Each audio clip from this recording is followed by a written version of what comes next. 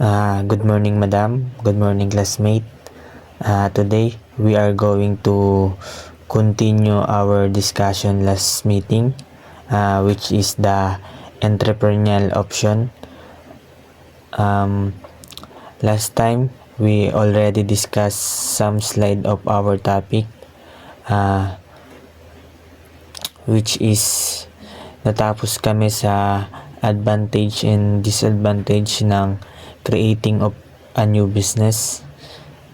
So now, let's proceed to buying an existing business. Buying an existing business.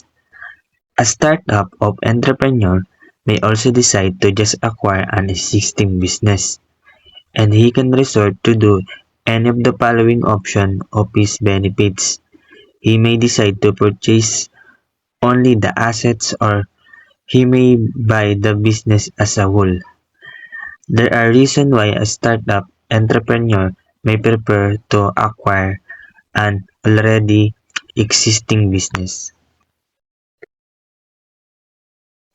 Sabi daw po dito, yung ibang entrepreneur na nagsisimula pa lang magnegosyo is nagdi-decide sila na mag-acquire na lang ng existing business.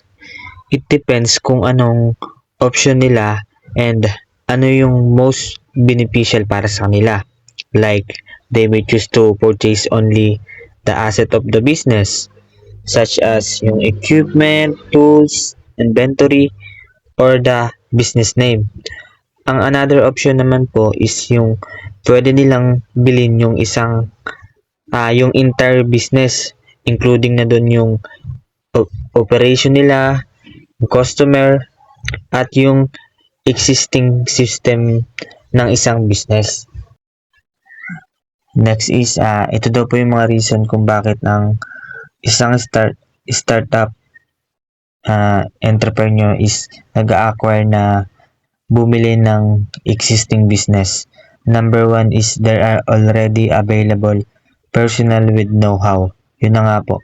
Pag bibili ka ng existing business, meron ng trained employee na alam na yung trabaho na ginagawa niya, which is hindi na maglalaan ng yung bagong may-ari na magpa-train dun sa mga employees niya dahil meron ng mga trained employees sa existing business. Number 2 is facilities and technology are already available.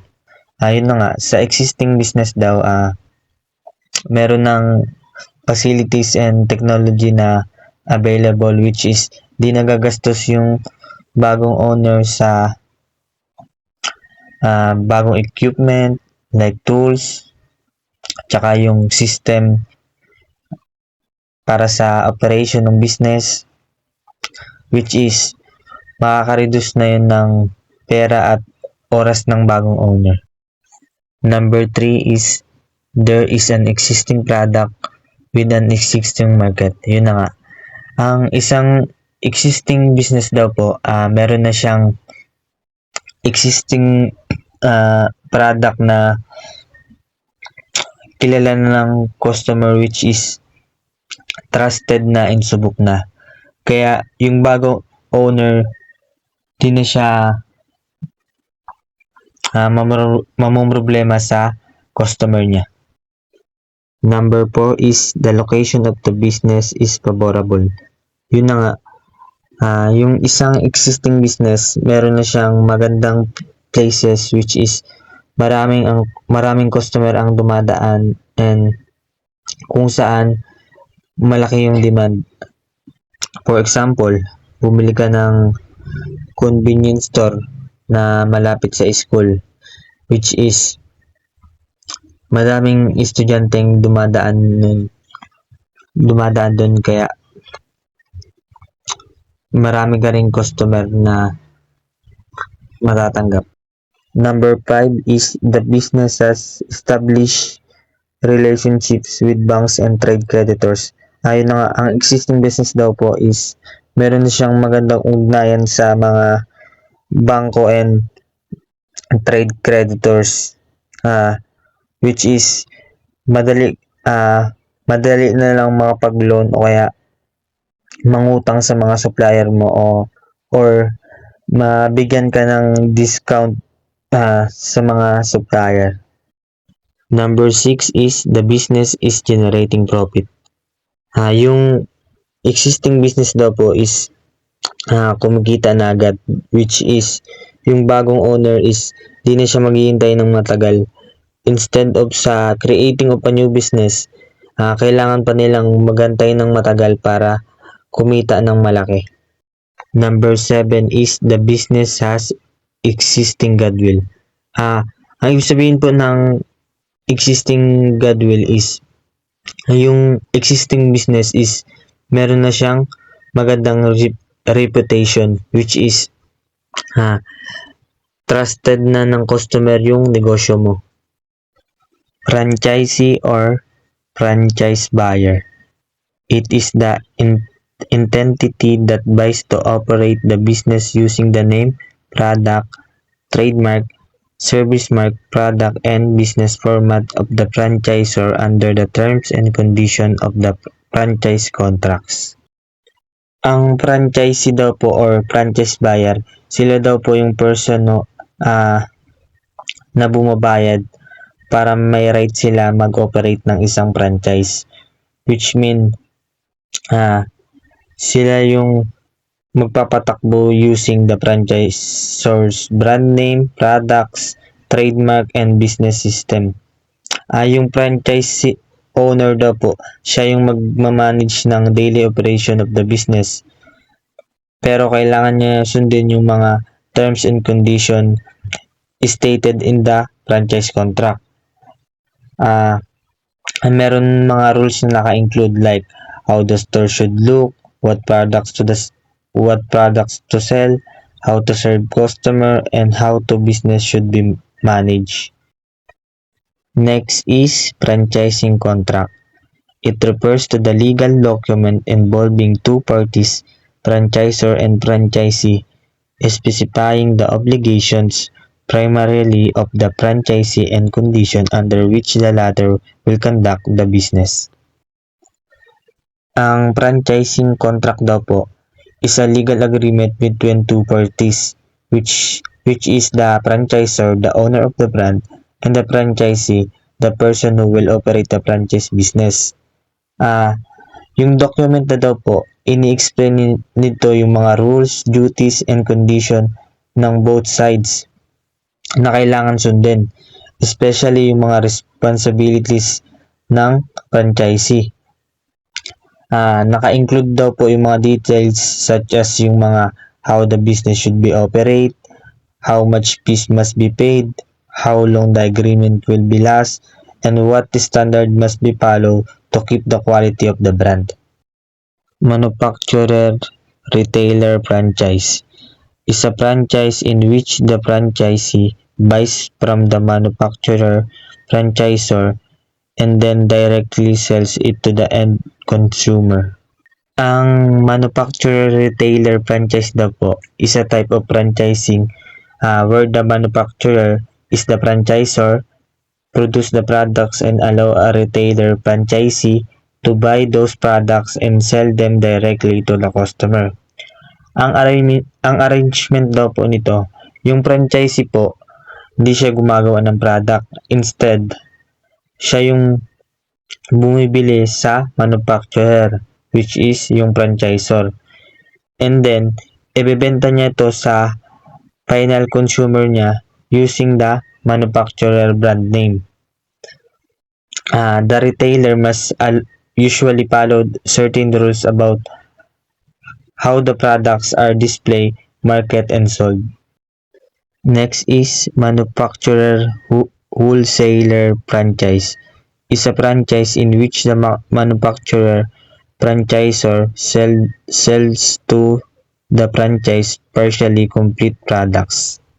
Dito naman po sa manufacturer wholesaler naman po, yung franchisor binibenta niya yung complete products sa franchisee, which is yung franchisee, siya na yung nagpipinish, nag-assemble or nagpa-process ng products before naman ibenta niya to sa mga retailers or sa customer niya. Sa arrangement naman po nila, yung franchisee, hindi lang siya yung nagbebenta lang. Kasama na siya sa pag-involve ng mga producing or pag-complete ng product according to the franchising standard. Instead dun sa nauna, hindi siya pinapayagan mag-produce ng mga product.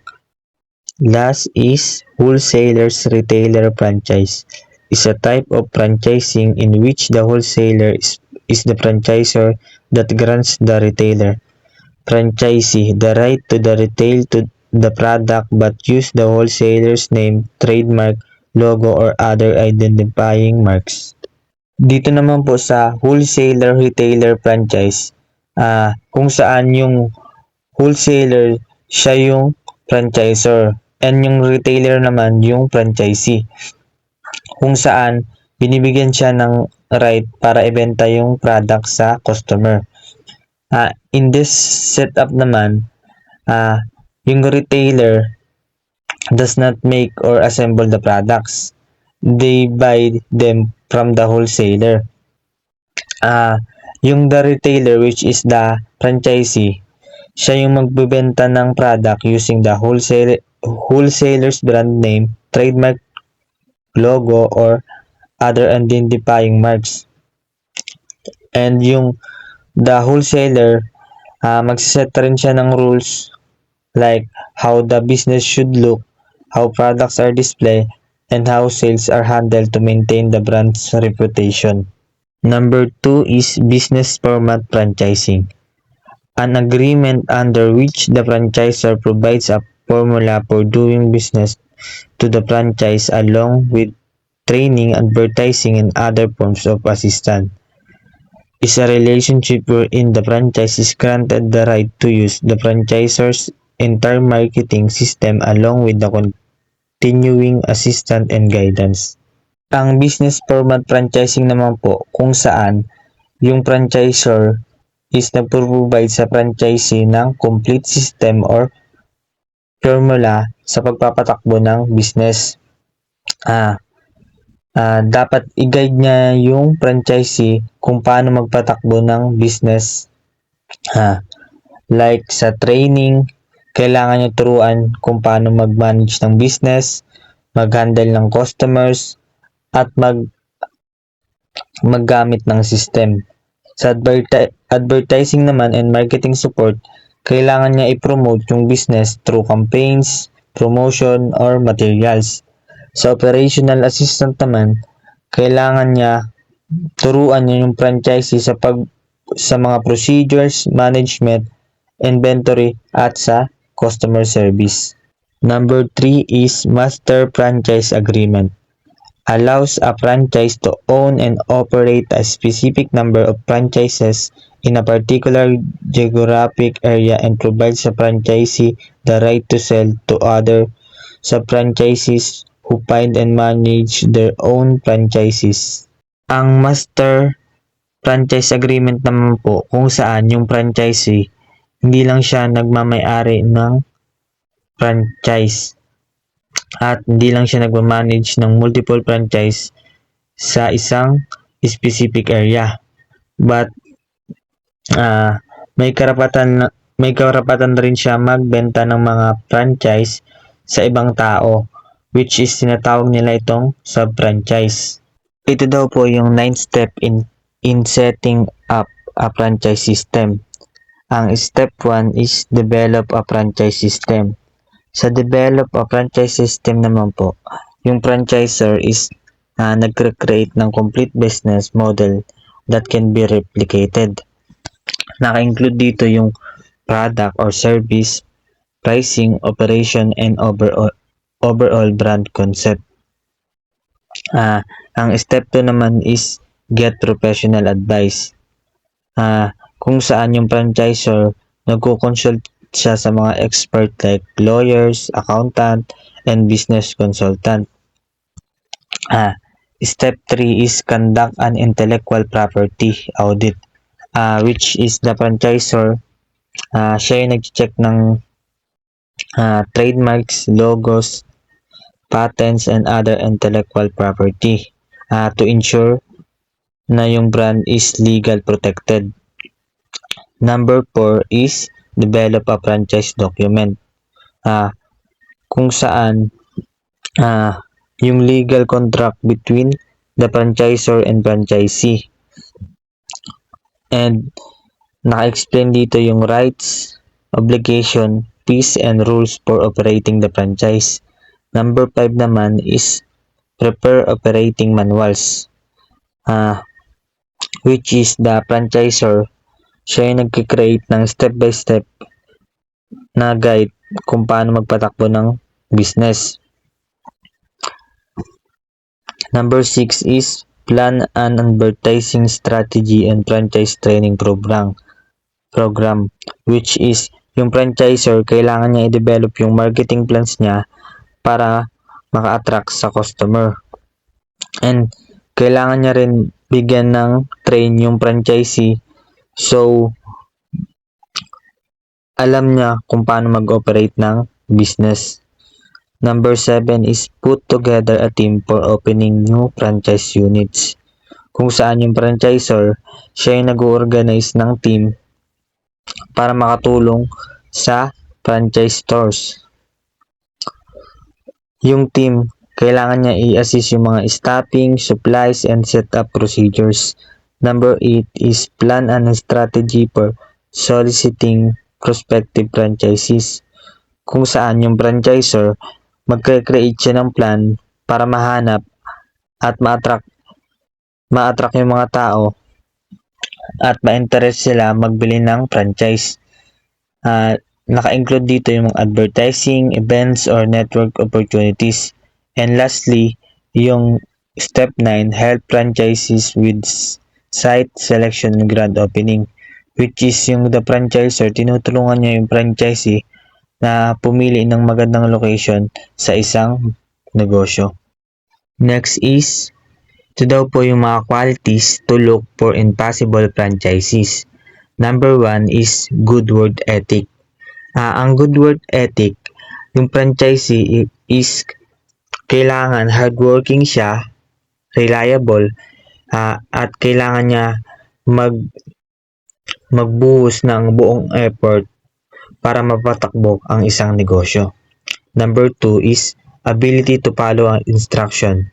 Yung franchisee, kailangan niyang sumunod sa mga rules and procedure ng isang franchise kung willing siya na magnegosyo.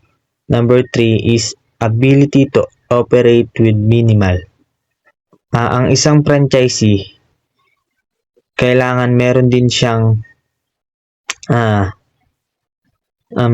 kailangan din niyang matutong mag-manage ng business independently, without constant guidance from the franchisor. Number 4 is team-oriented. Yun na nga. Kailangan din ng isang franchisee na ng team-oriented. Kung paano siya makikipagtrabaho sa mga employee niya, sa customer niya, at sa franchisor. Number 5 is experience in the industry. Ang isang franchisee, kailangan may experience siya sa industry, which is ito yung magsisilbing knowledge niya or experience niya sa pagninegosyo. Number 6 is adequate financial resources and good credit history. Ang isang franchisee, kailangan may enough money siya para mag-invest sa franchise. At kailangan niya ng solid credit history to handle financial responsibilities. Number 7 is ability to give suggestion respectfully. Yun na nga, ang isang franchisee, kailangan marunong din siya mag-share ng mga ideas na tatanggapin ng franchisor without hindi na set up yung na-upset yung franchisor. Number 8 is represents the franchisor positively. Ang isang franchisee, kailangan niya rin mag-act as the face of the brand. So they should behave professionally and maintain a good reputation in the community. Considerations in selecting franchises. The prospective franchise should take the initiative to investigate the franchise. The entrepreneur must study the franchise well before buying. In evaluating franchise to acquire, the following points are important to consider. Number 1, cost of investment. A. Initial franchise fee. The initial fees varies depending on the franchisor. B. Capital requirements. The costs vary but may include the cost of buying real estate, the cost of putting up a building, the purchase of inventory, and the cost of obtaining a business license. Dito naman po sa considerations in selecting franchises, pag magdi-decide daw po tayo bumili ng franchise, kailangan ang isang entrepreneur daw po must carefully investigate and study the franchise to make sure it's a good investment. Number 1 po is yung cost of investment. Yung initial franchise fee, ang ibig sabihin po nun, yung the one-time payment to the franchisor to buy the franchise. This amount depends on the brand. Next is yung capital requirements. Ito naman yung cost for starting the business, such as yung pagbili ng property, paggawa ng construction, inventory, at nung business license. Dito naman po sa royalties, ito naman po yung periodic payment, usually monthly or annually sa franchisor, and often 5% to 15% of gross income. And then sa advertising fee naman po, ito naman po yung contribution sa regional or national marketing fund sa pag-promote ng brand. And yung sa other fees naman po, ito yung mga additional costs for things like training extra staff, management support, computer system, or other services provided by the franchisor. Ito daw po yung 7 step ng pagbili ng franchise. Step 1 is visit several of the franchise outlets.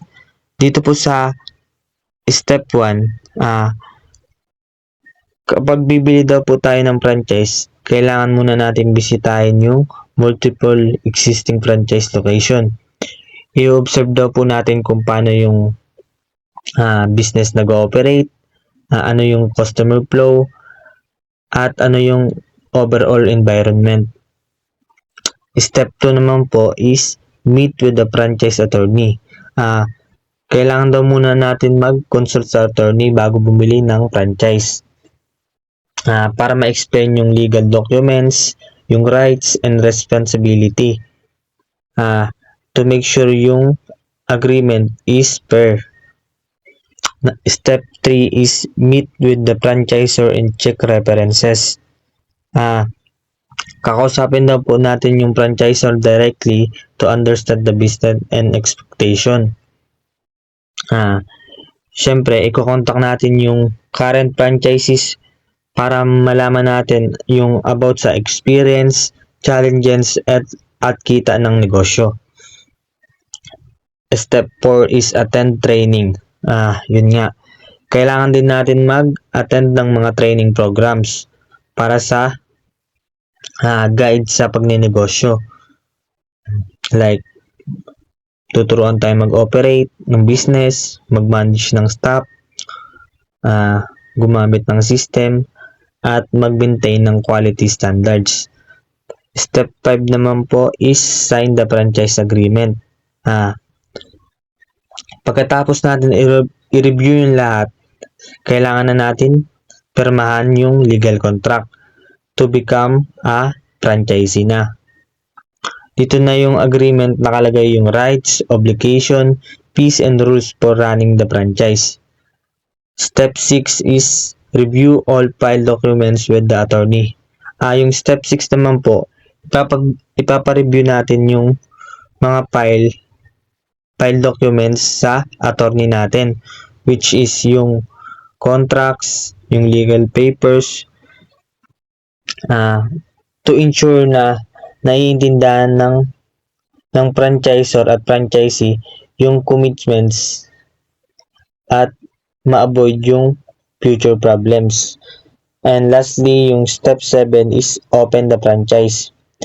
Pagkatapos ng preparation, training at legal checks, kailangan na natin i-launch yung franchise, which includes yung pag-set up ng location, pag-hiring ng staff, at pag-promote ng grand opening. Ito naman po yung sample of franchising package. Ito yung sa image na, kung nakakita nyo, yung sa Jollibee, yung name of the business, Jollibee. Country of origin, Philippines. At yung initial capital investment is 25 to 35 million. Dito naman sa Pancake House, yung name of the business nga, Pancake House. Yung country origin, Philippines. Yung franchise fee naman po is yung 1 million plus 12% VAT. And ang capital naman niya is 7 to 8.5 million. And dito sa potato corner, yung country origin niya is Philippines, and ang initial capital investment niya is 200k to 1.2 million. Dito naman po sa Teriyaki Boy,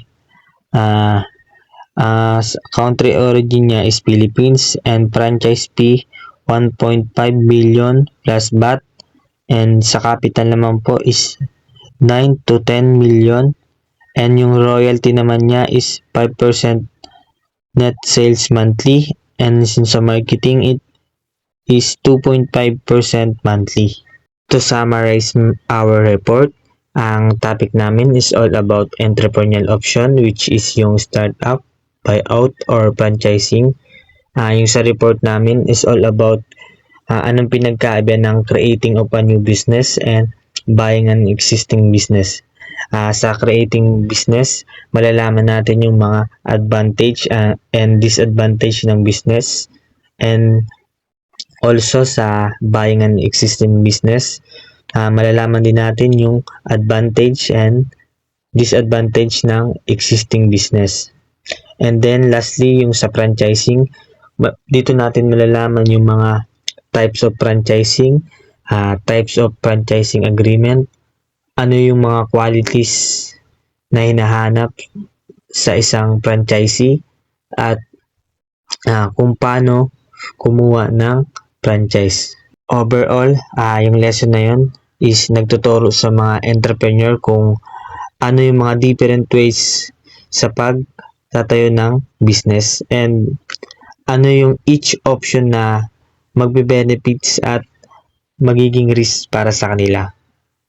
Kaya ang isang entrepreneur is kailangan niyang evaluate yung mga resources, goals, and capabilities before siya mag-decide kung magtatayo ba siya ng business, bibili ng existing business, or mag-i-invest na lang sa franchises. At yun lang po, at maraming salamat.